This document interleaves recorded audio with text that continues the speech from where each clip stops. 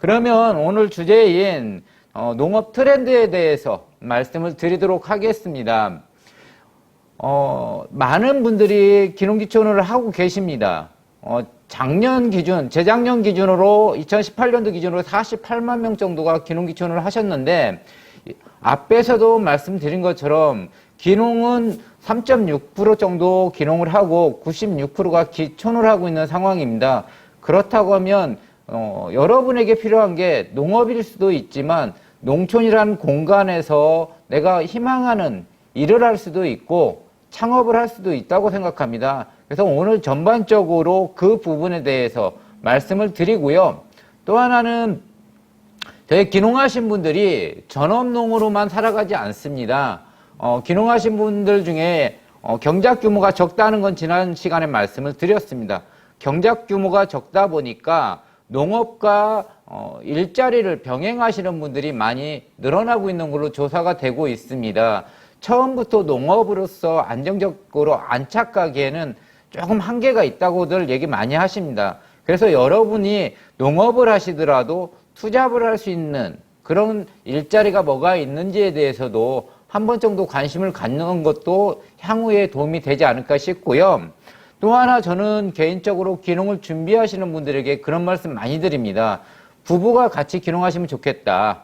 그래서 예를 들어서 남편이 영농을 하신다고 하면 부인분께서는 지역사회에 다양한 일자리들이 있습니다. 거기에 취업을 한다고 하면 도시보다 여성들이 일로서 접근하기가 쉬운 곳이 농촌입니다.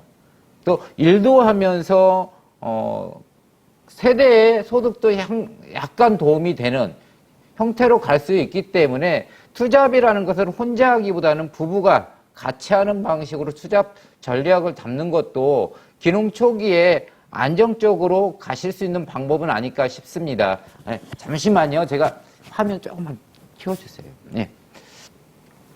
그래서 지금 기농기촌 트렌드나 이런 부분이 많이 변화가 일어나고 있습니다. 앞부분에서 잠깐 강조를 해드렸지만 많은 분들이 도시에서 농촌으로 기농을 하고 계신데 예전에는 단순히 농사를 짓겠다고 기농을 하셨고요. 전원 생활을 하시겠다고 기농을 하셨습니다. 그렇지만 지금은 기농이나 기촌을 하는 방식이 또 생각하는 이유가 다양해졌습니다.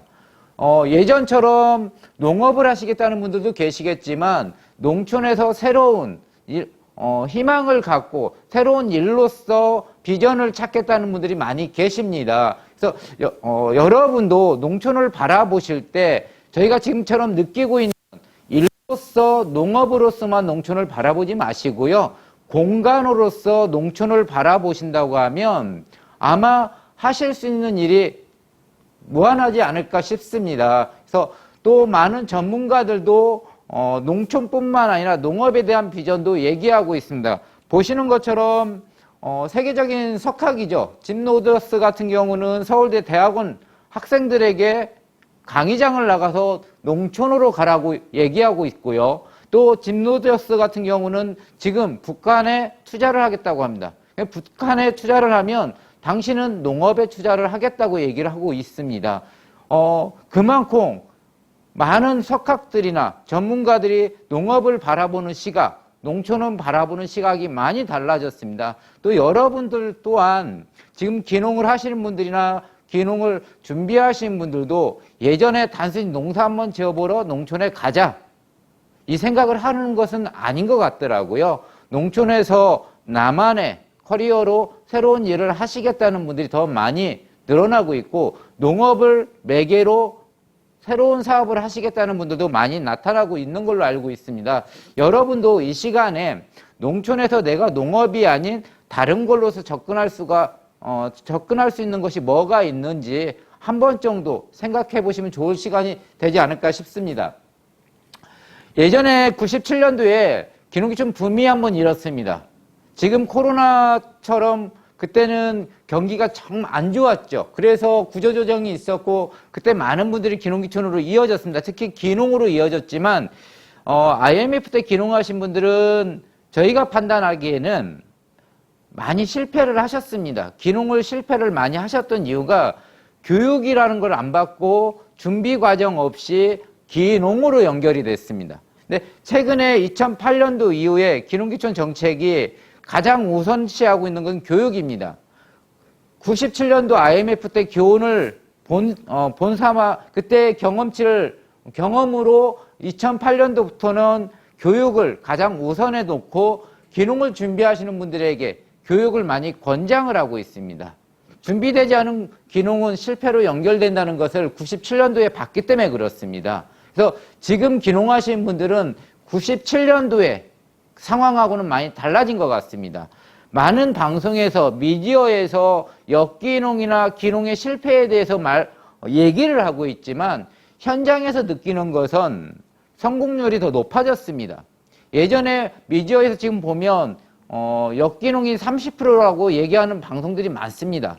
그렇지만 저희가 통계를 뽑아보면 역기농은 8% 이내에서 나오고 있습니다. 그리고 이 8%가 다 도시로 오시냐? 안 그렇습니다. 일부는 인접지역으로 옮겨가고 계시거든요. 결론적으로 말씀드리면 95% 이상은 지역에서 안착을 하고 계시다는 겁니다. 그것은 그만큼 준비가 되어 있기 때문에 안착률이 높아지는 걸로 조사가 되고 있고 농업인 평균 소득이 3,800에서 4천만 원 정도 되고 있습니다. 저희 기농하신 분들이 농업인 평균 소득에 도달하는 속도가 예전보다는 빨라졌습니다. 지금 3년 차만 돼도 농업인 평균 소득에 도달을 하고 있습니다. 여러분이 이걸 조금 더 단축하실 필요는 있다고 생각합니다. 그래도 예전보다는 과거에 비하면 더 좋아졌다는 건 확실합니다. 그 이유가 뭘까? 전문가들은 많이 얘기합니다. 그래도 교육을 많이 받고 교육을 통해서 지역을 결정하고 작물을 결정하다 보니까 진입 단계에서부터 정착 단계까지 수월하게 가고 있다 얘기를 많이 하고 있습니다. 현재 저희는 여기서 더 고민하고 있는 것은 전 시간에도 말씀드린 것처럼 이제는 지역민들과 어떻게 융합할 거냐 이 부분에 대해서 고민하고 있고 적은 규모에서 고소득으로 연결해서 부가가치를 창출할 수 있는 방법이 뭐가 있을까에 대해서 고민을 하고 있습니다. 이것은 국가 차원뿐만 아니라 지방정부에서도 고민을 많이 하고 있기 때문에 그 대안을 또 빠른 시일 안에 여러분에게 제시하지 않을까 싶습니다. 형태도 많이 변화가 일어났습니다. 앞부분에서 말씀드린 것처럼 예전에는 기농이라는 게 농업을 목적으로 갔습니다. 그리고 생계형이 많았습니다. 그렇지만 지금은 대안적 삶을 생각하는 분들이 많이 늘어났다는 겁니다. 그러니까 단순히 도시가 싫어서 떠나는 게 아니라 도시에서 하지 못하는 걸 농촌에서 한번 해보겠다. 새로운 농촌이라는 자원을 통해서 대안적인 삶을 아니면 가치를 만들어가겠다는 분들이 많이 늘어났고요. 또 영농의 비전을 갖고 움직이시는 분들이 많이 늘어나고 있습니다. 또 조금은 좀 여유롭게 살기 위해서 떠나시는 분도 많이 계시고요. 그래서 지금 여러분이 기농을 준비하시면서 약간의 불안감도 있을 거라 생각합니다. 낯선 곳으로 또 도시를 떠나서 새로운 문화에 적응해야 하기 때문에 낯설지 않을까 이렇게 고민하시는 분들 계시지만요. 현장에 가보시면 실제 지난 10여 년 동안 많은 분들이 기농기촌에서 안착해서 잘 살아가고 있습니다. 여러분이 지금 농촌에 대한 두려움은 약간 내려놓아도 좋을 것 같고요. 지역사회 안에서도 이제는 농업이 아닌 농촌으로서 여러분이 영위할 수 있는 다양한 시스템을 구축을 하고 있기 때문에 여러분 또한 농촌을 바라보는 시각이 예전이 아닌 예전 방식대로 단순히 농업이 아닌 힘들다가 아닌 새로운 비전이 있는 곳으로 인식하시고 접근하시고 준비하신다고 하면 더 안정적으로 정착할 수 있지 않을까 싶습니다.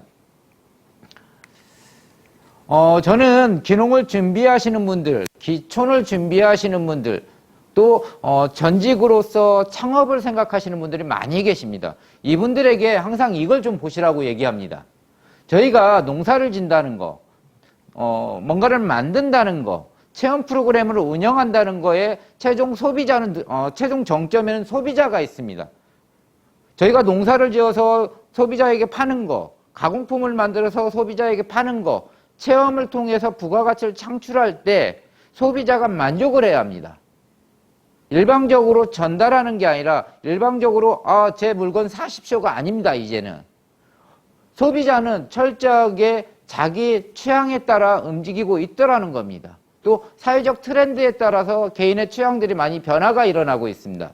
여러분이 농업을 하시더라도 농촌에서 다른 사업을 하시더라도 이제 갖추셔야 할 건 뭐냐? 소비자가 무엇을 생각하고 있고 소비자가 원하는 게 뭐냐?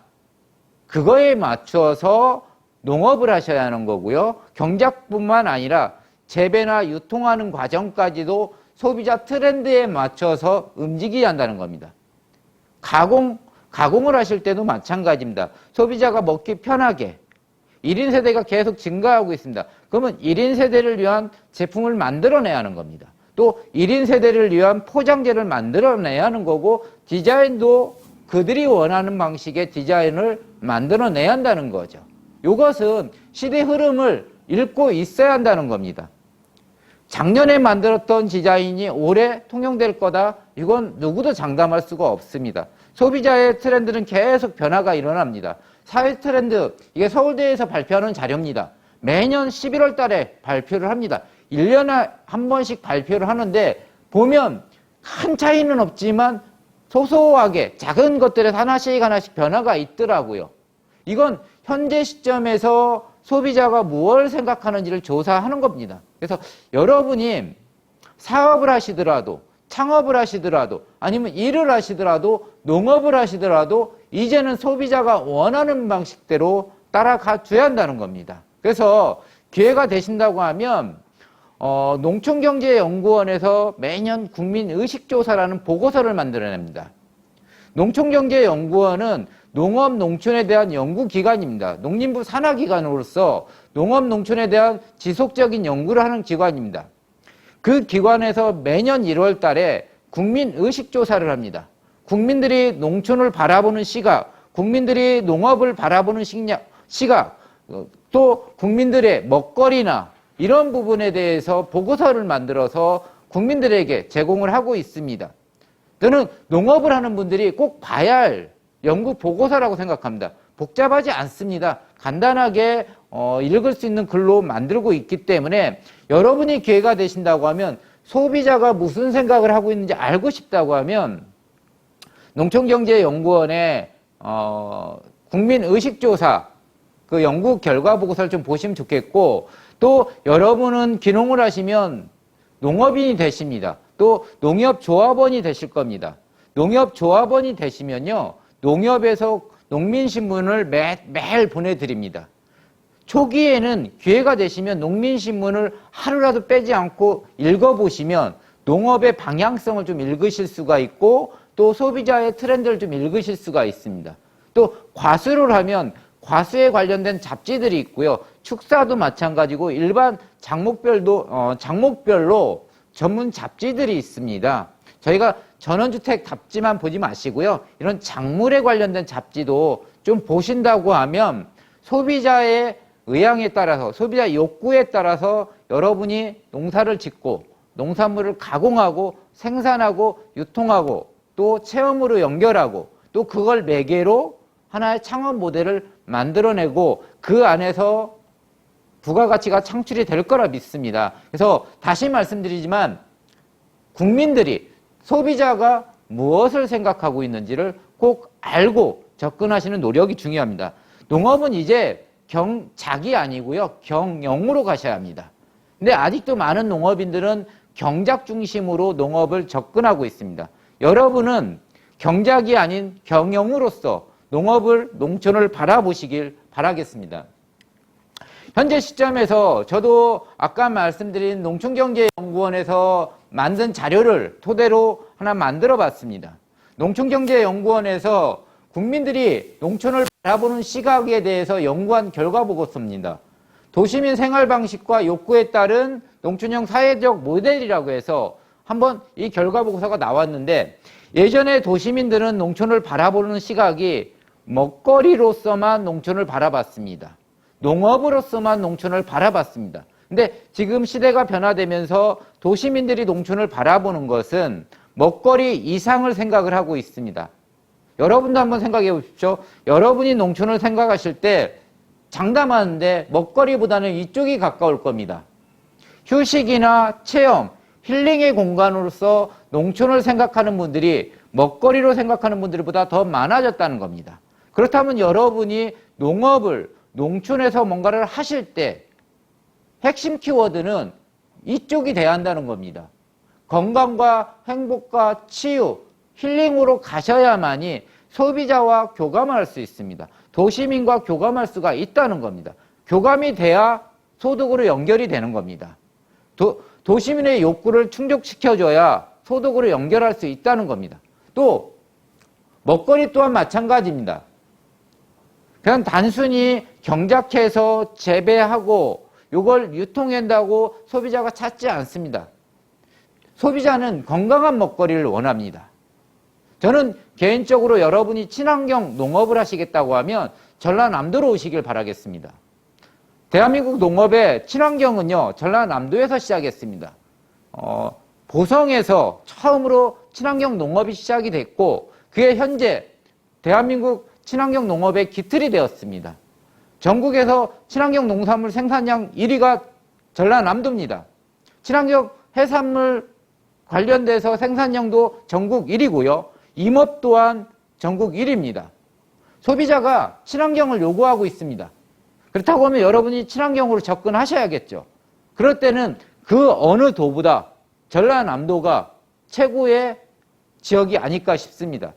친환경이 발전했다는 것은 그만큼 작물뿐만 아니라 지원 사업이나 유통이나 마케팅까지도 체계적으로 시스템을 갖추고 운영이 되고 있다는 겁니다. 그래서 친환경에 관심 있는 분들은 그 어떤 지역보다 전라남도를 한번 생각하시면 어떨까 싶습니다. 저는 지역의 어메니티 자원이라고 하죠. 산들 바다입니다. 이 바다, 산들 바다를 이용한 이 자연 환경을 이용한 다양한 사업들을 여러분이 모색하시면 좋겠고요. 또 이 자연 요소들, 어메니티 자원을 단순히 단순하게 그걸로만 매개로 사업을 하지 마시고요. 위에 있는 체험이나 휴식, 또 먹거리로 연계될 수 있는 형태로 가져가면 좋겠고요. 또 지역의 문화, 역사, 여기까지 융합하는 사업으로 간다고 하면 소비자 욕구에 충족하는 사업 모델을 만들어낼 수 있지 않을까 싶습니다. 여기에 충족이 되면 농촌형 창농이 되는 거고 일자리가 되는 거고 창업이 되는 것 같습니다. 보여드리는 것처럼 착한 제품이 될 수도 있고요. 사회적 가치를 이행할 수도 있다고 생각합니다. 그래서 여러분이 지금까지 농촌을 바라봤던 시각을 조금 그 변화라는 것은 소비자가 무엇을 원하느냐, 소비자 욕구에 맞춰서 농촌을 바라보고 농촌에 접근하시고 그 안에서 생산물을 만들어낸다고 하면 그 누구보다도 안정적으로 정착하시고요. 고소득을 창출할 수 있지 않을까 싶습니다. 제가 지난 시간에 살짝 얘기를 드렸는데요. 저희가 귀농하시는 분들이 평균 1200평 농사 지으세요. 1200평 농사 지으셔서 시설하우스 200평짜리 6동을 하시던가 축사를 하시던가 과수원은 약간 부족합니다. 그렇지만 과수원 정도 하신다고 하면 1200평이 작은 평수는 아닙니다. 하지만 노지농사나 일반적인 농사를 진다고 하면 큰 평수가 될 수가 없습니다. 또 소득으로 연결하기가 어렵죠. 그래서 국가에서는 농업소득을 안정적으로 창출하기 위해서 1차 농업이 아닌 2차 가공, 3차 체험을 융복합하는 사업을 진행하고 있습니다. 그게 농촌 융복합 사업입니다. 6차 산업이라고 하는데요. 저는 1200평으로 접근하는 귀농하신 분들이 접근하기 가장 좋은 모델이 6차 산업이라고 생각합니다. 적게 농사 짓지만 이 농사 짓 걸 가공이나 체험으로 연계해서 부가가치를 창출할 수 있다고 하면 대농이 아니어도 고소득으로 연결이 가능하다고 생각합니다. 지금 여러분이 귀농을 준비하시고 계시다고 하면 6차에 대해서 한 번 정도 교육을 받고 상담을 받으시면 좋겠습니다.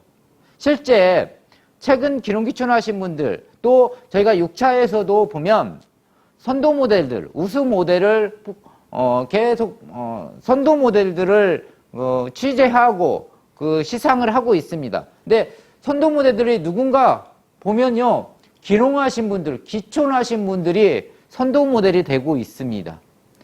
여러분도 지금은 6차까지 생각을 안 하고 계실 수 있겠지만 향후에 3년 뒤, 5년 뒤에 6차로 옮겨가시는 분들이 계실 겁니다. 그때 가서 6차 산업지원센터에 가서 상담을 받는 것보다는 지금 준비 단계에서 6차 산업지원센터에 가서 상담을 받는 겁니다. 내가 언제 기농을 해서 어떤 작물을 할 건데 이걸 몇 년간 키워서 3년 뒤, 5년 뒤에는 가공이나 체험으로 연계된 6차로 가고 싶다. 내가 요 안에서 이 기간 안에 6차로 가려면 무엇을 준비해야 하는지 그 프로세스를 한번 물어보시고 알고 계시다고 하면 그거에 맞춰서 농업을 시작하신다고 하면 시간을 단축할 수 있고요. 자금을 단축할 수 있지 않을까 싶습니다. 그래서 저희 전라남도 순천에 가면 순천대학 안에 6차 산업지원센터가 있습니다. 저희는 여러분이 전라남도 오셔서 6차례 가공이나 체험에 관심 있다고 하면 6차 산업지원센터에 가셔서 상담 한번 받으시면 좋겠습니다. 언제? 바로 지금입니다. 3년 뒤에 5년 뒤에 가기에는요 늦습니다. 지금도 많은 기농하신 분들, 기촌하신 분들이 6차로 옮겨가고 있습니다. 여러분이 지금 기농해서 3년 뒤, 5년 뒤에 6차로 옮겨간다고 하면 우리보다 먼저 진입한 분들이 계시다는 겁니다. 시간을 단축하실 필요가 있습니다. 그래서 기농하시겠다고 하면 저희와 상담하는 것도 중요하지만 6차 센터에서 상담을 하는 거 매우 중요합니다. 어차피 가야 할 길입니다. 가셔야 할 길이라고 하면 알고 가셔야 한다는 거죠. 모르고 가면 헤맬 수밖에 없습니다. 시간을 낭비할 수밖에 없고 돈이 이중으로 투자가 이루어질 수밖에 없습니다. 그래서 기농, 기촌, 특히 가공이나 체험 쪽에 관심 있는 분들은요 6차 산업센터 꼭 방문을 권장드립니다. 저희가 교육을 다양한 형태로 진행을 하고 있습니다. 전 시간에도 제가 잠깐 말씀을 드렸습니다.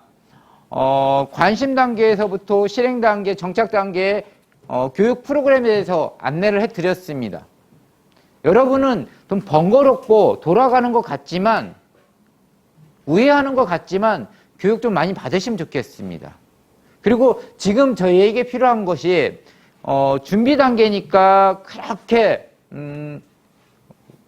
피부에 와닿지는 않을 수 있겠지만 지금 제가 제시하고 있는 농업을 하시겠다고 하면 이쪽 교육 받으셔야 합니다. 이것은 기술센터나 기술원에서 시행하고 있는 교육들입니다.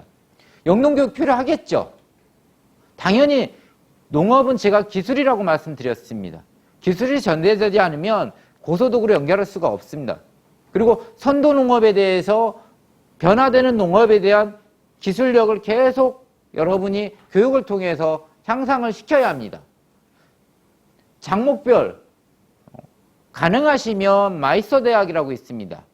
저희 전라남도에서도 마이스터 대학을 운영하고 있는데 여러분이 지금 당장은 입학이 안 됩니다. 농업인이 되셔야만이 입학이 가능하신데 장목이 결정이 되고 농업을 시작하셨다고 하면 마이스터 대학에서 전문 인력으로 그 분야의 전문가가 되시면 좋겠습니다.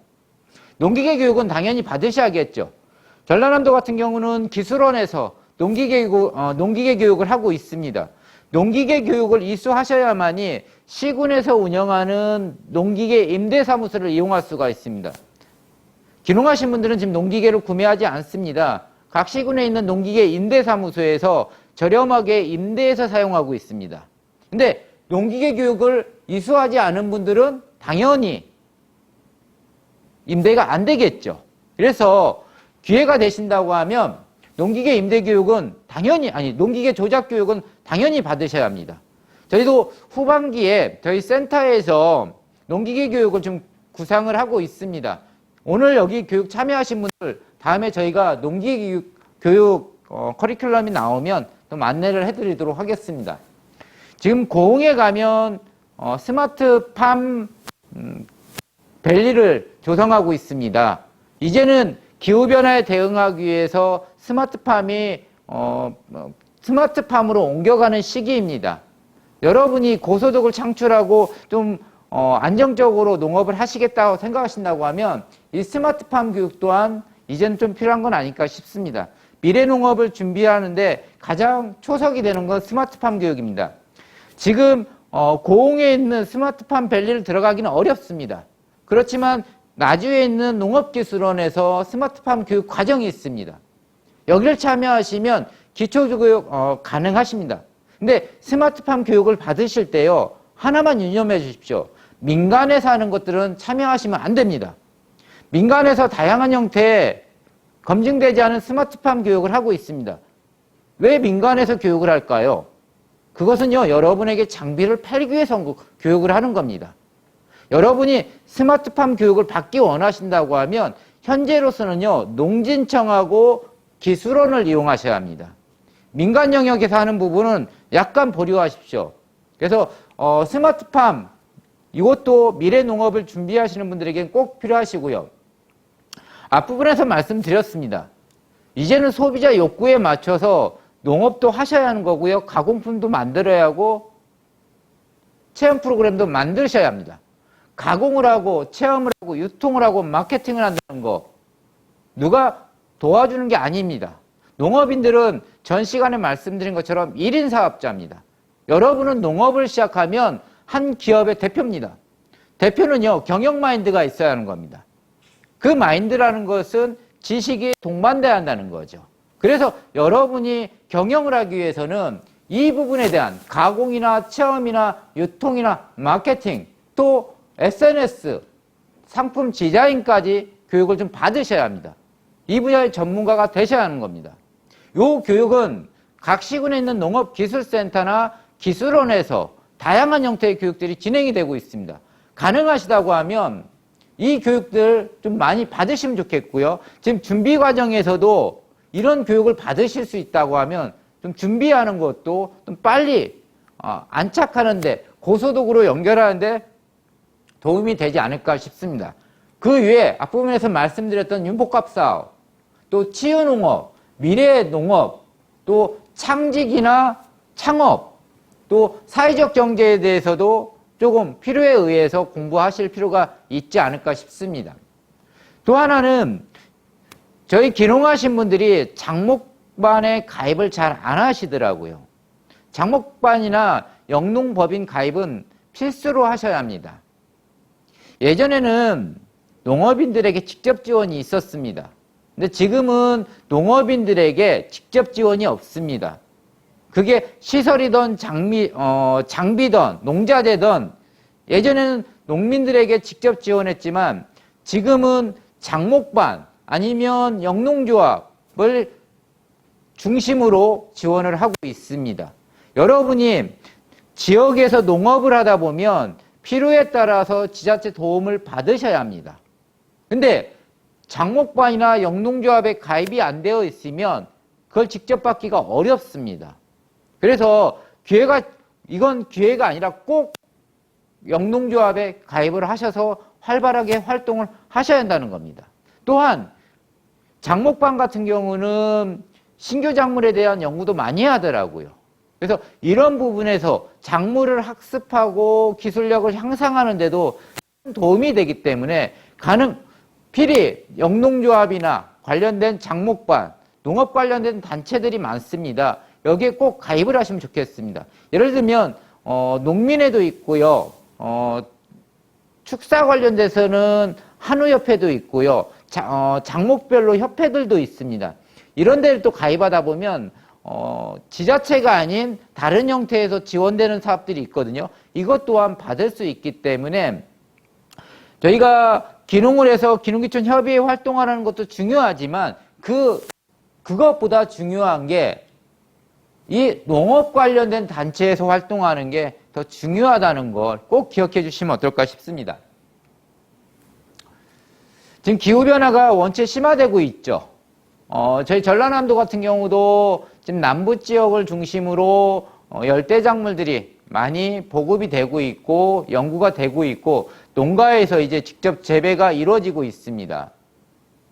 해남 같은 경우는 제가 알기로는 바나나 재배하시는 분도 계신 걸로 알고 있고요. 완도 같은 건 비파, 그래서 또 고흥 같은 경우는 커피 재배가 이루어지고 있습니다. 이 기후변화에 맞춰서 여러분도 그거에 따른 준비를 하셔야 합니다. 그것은 기술이 필요하겠죠. 또 과학적 접근이 필요합니다. 그래서 이런 교육 또한 농진청이나 기술원, 기술센터에서 다양한 형태로 진행이 되고 있습니다. 제가 계속 오늘 같은 경우는요, 기술원과 농진청, 기술센터를 계속 얘기하고 있습니다. 농진청은 농림부가 중앙부처로서 농업을 지원하는 조직이고요. 기술원은 도산하기관입니다. 농업 전문기관이고요. 기술센터는 시군 지원 조직입니다. 여러분이 농업을 하시겠다고 하면 이 3개 조직을 가까이 하셔야 합니다. 여기에서 교육하는 이런 기술적인 거나 과학적인 거, 앞부분에서 말씀드렸던 다양한 교육들 좀 참여하시고 가까이 하실 필요가 있습니다. 여러분 또한 이 부분에 대한 고민을 좀 하셔야 하는 거고요. 어차피 기후변화로 인해서 작물의 지형들은 바뀔 수밖에 없습니다. 근데 또 하나 그런 우려사항이 있습니다. 기후변화가 일어난데 그러면 난 지금부터 커피 농사 지을래, 바나나 농사 지을래. 이건 한번 조심하셔야 합니다.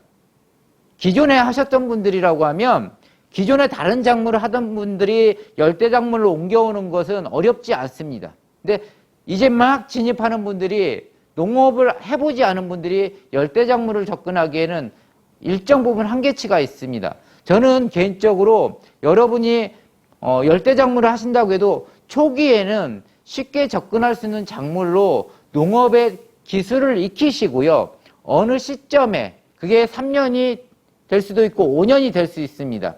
그 이후에 옮겨가시면 좋겠습니다. 그 사이에 앞부분에서 말씀드렸던 농진청이나 기술원이나 기술센터에서 같이 준비하시면 좋겠습니다. 처음부터 해보지 않은 또 우리나라에서 재배되지 않은 작물로 접근하는 것은 리스크가 있을 수 있기 때문에 처음에는 보편적인 작물로 접근하시고 향후에 작물을 옮겨가는 전략이 필요한 건 아닐까 싶습니다. 유통 또한 마찬가지입니다. 유통의 변화가 일어나고 있죠. 이번 코로나 바이러스로 인해서 유통이 시스템이 바뀌고 있습니다. 여러분도 마찬가지일 겁니다. 마트 가던 거 이제는 스마트폰에서 물건을 시키고 있습니다. 홈쇼핑에서 물건을 시키는 시대입니다. 농업도 마찬가지입니다. 이제는 소비자와 생산자가 휴대폰 안에서 만나고 있습니다. 그렇다고 하면 여러분은 뭐를 준비해야 할까요? 그걸 준비하셔야 한다는 거죠. 소비자가 있는 곳이 오프라인이 아닙니다. 매장이 아닙니다. 이제는 스마트폰 안으로 들어갔습니다. 그러면 여러분도 그 안에서 물건을 생산하고 판매를 해야 한다는 겁니다. 그 준비를 하셔야 하는 거죠. 필요하면 지금부터 여러분은 SNS 관리를 하셔야 합니다. 제가 오프라인에서 교육할 때 그런 말씀 많이 드립니다. 지금부터 페이스북, 인스타그램, 트위터, 유튜브 시작하시라고. 지금부터 교육을 받고 있으면 나 기농하려고 지금 어느 교육장에서 교육받고 있다. 오늘 같은 경우는 나 유튜브로 교육받고 있다. 나 언제 기농해서 어떤 작물을 하고 싶다. 이걸 매일같이 일기 쓰듯이 쓰다 보면 거기에 접속해오는 분들이 여러분의 잠재적 고객이 된다는 겁니다. SNS라는 게 어느 한순간에 번쩍 팔로워를 늘릴 수는 없습니다. 지속적 관리가 필요하거든요. 그러면 지금부터 관리를 해가는 노력이 필요하죠. 그래서 시장이 그렇게 변화가 있다고 하면 그거에 맞춰서 여러분도 능동적으로 움직여야 한다고 생각합니다.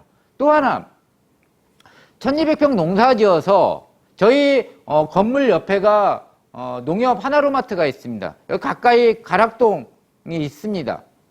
1200평 농사 진 거 양재동 하나로마트에다 넣는다. 가락동에다 납품한다? 의미가 있을까요? 생산량이 적은데. 그럴 때는 전략을 바꾸셔야 하는 겁니다. 내가 일정 규모 이상의 농업을 한다고 하면 농협이나 가락동에 납품하셔도 되겠지만 일정 규모 이하로 가셨을 때는요, 직거래로 가셔야 하는 겁니다. 직거래는 SNS입니다. 또 하나는 로컬푸드입니다. 생활협동조합입니다. 지금 전라남도 같은 경우는 로컬 푸드를 육성하고 있습니다. 가장 잘 되고 있는 게 광주 안에서의 로컬 푸드가 잘 되고 있습니다. 근데 광주에서 생산하는 걸 광주에서 소비하는 게 아닙니다. 전라남도에서 재배된 걸 광주에 있는 로컬 푸드에 납품하는 시대입니다. 그리고 나주 혁신도시입니다. 많은 도시민들이 들어와 있다 보니까 로컬 푸드에 대한 소요가 있더라고요. 그래서 나주도 잘 되는 걸로 제가 알고 있고요. 광양, 순천, 여수 같은 경우는 도시 지역을 끼고 있습니다. 이런 데는 로컬 푸드가 잘 될 수밖에 없습니다. 여러분이 나주나 광주나 순천, 근교로 기농을 하신다. 그러면 이 로컬 푸드에 입점할 수 있는 방법이 뭘까? 입점 기준은요, 친환경으로 농업을 하셔야 합니다. 입점 교육을 이수하셔야 합니다. 그쪽에서 또 로컬 푸드 매장마다 요구하는 자격 조건이 있습니다. 농사 지은다고 무조건 납품할 수 있는 게 아니거든요. 그래서 순천 근처 여러분이 보성으로 귀농했다고 하면 순천의 로컬 푸드에 가서 내가 입점을 하고 싶은데 어떻게 하면 되겠냐 상담을 받으셔야 합니다. 또 필요에 따라서는 그쪽에서 하는 교육 또한 받으실 필요가 있죠. 전라남도에서 생산되는 많은 농산물들이 전국에 있는 생협으로 납품이 되고 있습니다. 특히 전라남도 구례에 가면 우리나라 최대의 생협이 아이콥 생협이라고 있습니다. 그 물류기지가 구례에 있습니다. 여러분이 전라남도에서 농사를 지어서 생협에 납품하기에는 우리나라 최대의 생협 기지가 구례에 있기 때문에 더 용이하게 접근할 수 있다는 거죠. 또 장성에 가면 전라남도만 상대로 하는 생협이 있습니다. 그래서 그런 장성 근처로 가셨을 때는 그 생협에 납품할 수 있는 방법, 구례 근처로 가셨을 때는 아이콥 생협에 납품하는 방법, 아니면 서울에 지금 여러분이 서울에 사시면서 경기도에 사시면서 민우의 생협이나 둘의 생협이나 한살림에 가입을 하셨다. 회원이다. 그러면 이쪽에 물건을 납품할 수 있는 방법 또한 한번 모색해 보실 필요가 있다는 거죠. 제가 알고 있는 기농인들 중에는요, 생협 회원들이 많이 계세요. 그분들은 기농해서 생협 회원이 된 게 아니라 기농하기 전부터 생협 회원이었습니다. 이분들이 농업을 시작하니까요, 생협에서 우선순위를 부여하더라고요. 저는 여러분이 당장 내일 기농하는 게 아니라 내년, 내후년에 기농을 준비하고 있다고 하면 여러분 주변에 생협들이 많이 있거든요. 그 회원으로 좀 가입하시는 것도 전략상 필요하지 않을까 싶습니다. 생협은 농산물만 유통하는 공간이 아니고요. 도시민과 농촌, 농장을 연결하는 도농교류 사업도 많이 합니다. 그래서 농장이 체험 프로그램이라는 걸 진행해서 부가가치를 창출할 수 있도록 도와주는 역할도 하고 있기 때문에 로컬이나 생협 이 부분에 대해서도 접근 가능한 방법이 뭔가에 대해서 학습이 필요한 건 아닐까 싶습니다. SNS는 당연히 지금부터 준비하셔야 합니다. 이건 좀 넘어가도록 하겠습니다. 이건 제가 운영하는 건데요. 지금 저 같은 경우도 페이지를 운영하고 있는데 이걸 통해서 많은 정보를 교류하고 있습니다. 그래서 여러분 또한 이런 하나의 페이지나 페이스북을 운영해서 네트워크로 활용하시는 것도 하나의 방법이 되지 않을까 싶습니다. 저는 농촌으로 가시는 분들이 이 부분을 좀 보시면 좋겠습니다. 전라남도가요, 산들바다가 정말 좋습니다. 지리산을 끼고 있고요, 남해와 서해를 끼고 있고요, 나주평야를 끼고 있습니다. 자연환경이 정말 잘 보존이 되어 있습니다. 여러분이 가시는 지역마다 이런 자원들이 잘 보존이 되어 있다는 겁니다. 농업을 하실 때요, 특히나 도시민들을 직거래하는 방식으로 하는 체험을 하시겠다 하시는 분들은 내가 가는 지역에 이런 자원을 좀 알고 계셔야 합니다. 그래서 내 농업과 내 사업과 이걸 어떻게 연계할 수 있을까를 한번 고민하셔야 합니다. 또 지역의 역사, 문화, 전통에 대해서도 아셔야 하는 겁니다. 예를 들어서 여러분이 도시민을 상대로 여러분 농장에서 판파티를 합니다. 판파티를 한다고 밥 먹고 바로 가십시오라고 하면 안 됩니다. 판파티 오셔서 도시민들이 1박을 하게 하는 겁니다. 근데 판파티 하나로만 1박을 유도하기는 어렵죠. 그럴 때는 지역에 있는 자원을 이용해서 투어 프로그램을 만들어내는 겁니다.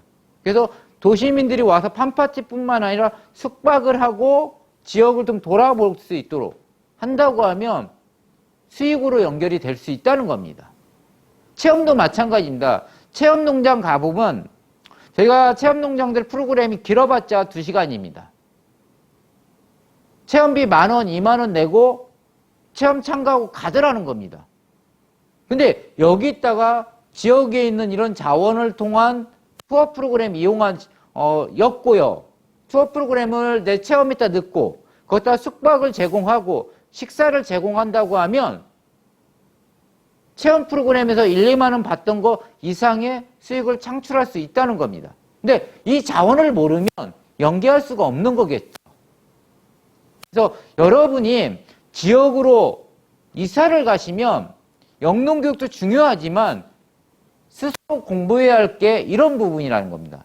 문화원에서 역사, 문화, 전통에 대해서 교육하고 있습니다.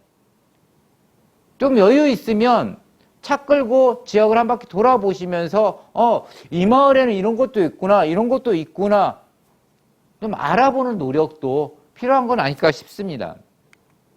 그것이 어떻게 보면 도시민들이 원하는 이쪽으로 갈 수 있는 건 아닐까 싶습니다.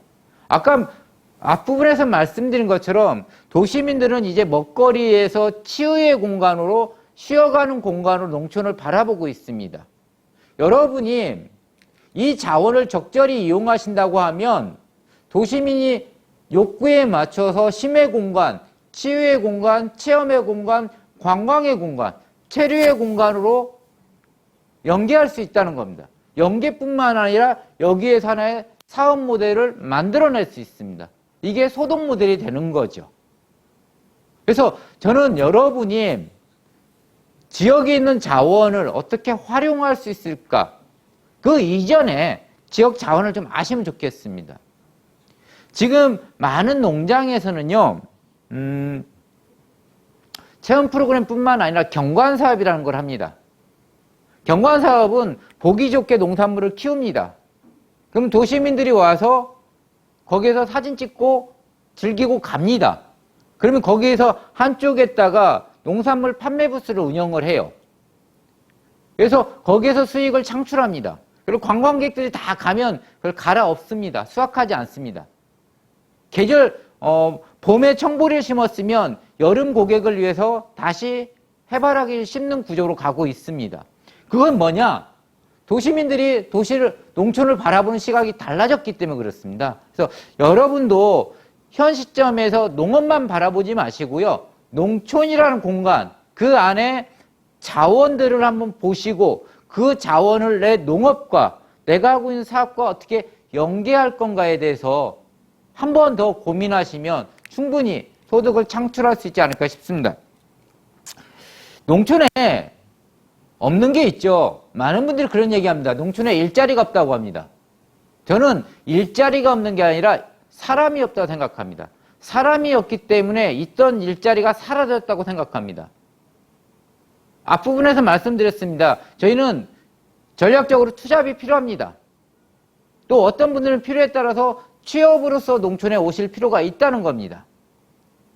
여기 계신 분들이 처음부터 농업 기반이 없으면 저는 이런 일자리에 취업을 하셔서 스며들어 가시면 좋겠습니다.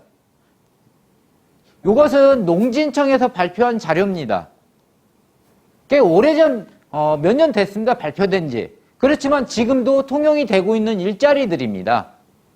그래서 저는 이 교육을 받는 분들이 기존의 도시에서 가지고 있던 경험치를 살려서 지역 안에서 일을 하면서 농업으로 옮겨가시면 좋겠습니다.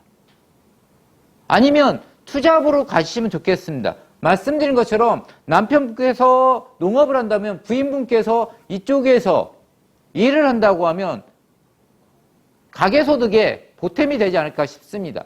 또 저도 이쪽에서 일을 하고 있지만 이쪽 일들은 대부분이 지역민들에게 도움을 주는 일자리입니다. 저희 같은 경우는 기농기촌 플래너에 들어가겠죠. 저는 이 일을 10년 넘게 하고 있습니다. 10년 동안 친해진 게 누구냐? 지역민들하고 친해졌습니다. 도시민들하고도 많이 만나지만 저는 농촌에 있는 지역민들하고도 많이 만납니다. 이 일을 하다 보면 자연스럽게 지역민들과 교류할 수밖에 없습니다. 그래서 여러분이 농촌이 어렵다 생각하지 마시고요. 이런 일자리를 통해서 접근해 오시면 지역민들과 교류하기도 쉽고요. 또 그분들을 교류를 통해서 얻는 정보도 많습니다. 도움도 많고요. 그래서 기회가 되신다고 하면 이런 일자리를 통해서 농촌을 접근해 오시면 어떨까 싶습니다. 이것은 저희 농진청 자료는 아니고요. 고용노동부 자료입니다. 베이비 부모 세대 일자리 전직 프로그램으로 나왔던 건데요. 여기에서 크게 세 가지를 잡고 있더라고요. 틈새, 미래, 사회공헌 이렇게 잡고 있는데 제가 한번 봤습니다. 이 안에서 우리 농업 관련된 건 뭐가 있을까? 농촌 관련된 건 뭐가 있을까? 유심히 보니까 틈새에는 저 같은 기농기촌 플래너가 있습니다. 또 이쪽에 가면 공정무역이 있고요. 1인 출판사가 있고요. 또 협동조합이 있고요. 스마트팜 운영자가 있고 흙집 건축가가 있습니다. 도시민박이 있지만 요즘은 최근에 기재부에서 발표했죠. 농촌민박 활성화시키겠다고. 그래서 농촌민박도 하나의 사업 모델이 가능합니다. 미래준비형이 있습니다. 이 안에서도 농촌형이 있습니다. 산림치유사가 있고요. 노년 플래너가 있습니다. 저희 노년 플래너 농촌에서 필요합니다. 고령화가 어느 지역보다 심화되어 있기 때문에 그렇습니다. 또 하나 사회공헌형에는요. 숲해설사, 목공기술자, 또 문화해설사, 마을재생활동가 다양한 형태의 농업과 연계된 일자리들을 고용노동부에서도 좀 제시를 하고 있습니다. 저는 농업은 어느 정도 기반이 있고 자신이 있는 분들이 접근하는 영역이라고 생각합니다. 농촌을 일로서 바라보시면요. 여러분이 농촌을 접근해 오는데 더 수월하다고 생각합니다. 또 농업은 준비기간이 필요하거든요. 씨앗 뿌린다고 그에 바로 수익으로 연결되는 게 아닙니다. 그렇다고 하면 여러분이 앞부분에서 말씀드렸던 농촌형 일자리나 이런 일자리를 병행하는 겁니다. 일정 기간은 농업과 이를 병행해서 겸업을 한다고 말씀드리는 게 맞겠죠. 좀 자리매김해 가는 과정이 필요한 것 같습니다. 그리고 일정 기간이 지나서 농업에 자신이 붙었다. 그러면 농업으로 옮겨가시면 되는 거고, 나는 농업보단 일이 나한테 맞는 것 같다면 이쪽으로 가는 게 맞지 않을까 싶습니다. 그래서 농촌을 농업이 아닌 농촌으로 바라보면 이런 일자리가 있다는 거 꼭 기억해 주십시오. 네, 여기까지 하고 한 10분만 쉬었다 하도록